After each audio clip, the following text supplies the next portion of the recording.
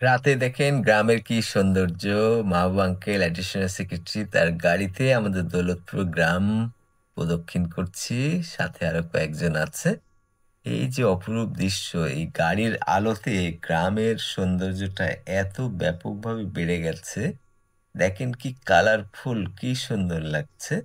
দিনের আলোতে যেমন মজা, কিন্তু রাতের আলোতে, গাড়ির আলোতে ভীষণ ভীষণ সুন্দর।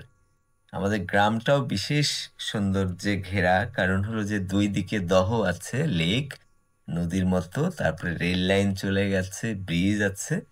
এই অপরূপ গ্রামে মাহমুদ ভাই আসছিল, সে তো মাথা খারাপ হয়ে গেছে। অনন্ত আসছিল, শাহিদের ছোট ভাই ঢাকা থেকে, সেও খুব মজা পেয়েছে।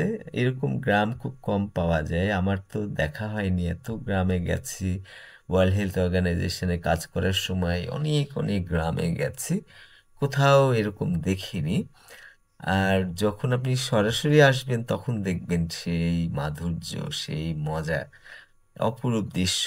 আমার কাছে খুব লোভ হলো যে দেখি তো গাড়ির আলোতে গ্রামটাকে কত সুন্দর দেখায়।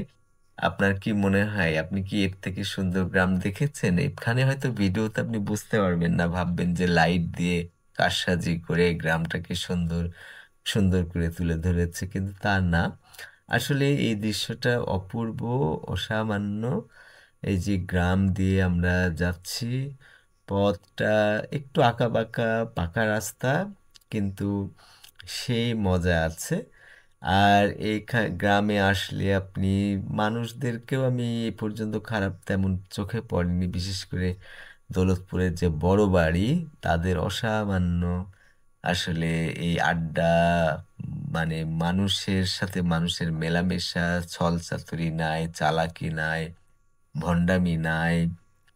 আমি যত জায়গায় গেছি কত কুৎসিত মানুষ দেখেছি। আমাদের এখানেও হয়তো অনেকে থাকতে পারে, কিন্তু আমার ওইভাবে চোখে পড়েনি। বিশেষ করে বড় বাড়ি, বড় বাড়িটা এতগুলো বাড়ি ছিল, এখন তো আরো বেশি বাড়ি, তবে এখন অনেকটা দরজা হয়ে গেছে, এক একটা বাড়ির এক একটা দরজা।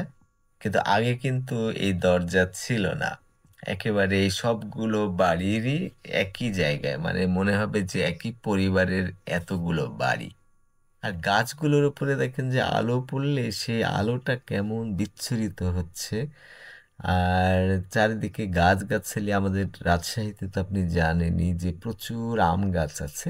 রাস্তার ধারেও আম গাছ আছে, তবে সংখ্যাটা অনেক। অন্যান্য গাছ, কলা গাছ, তারপর তিনটা মসজিদ আছে। আমার যে যেখান থেকে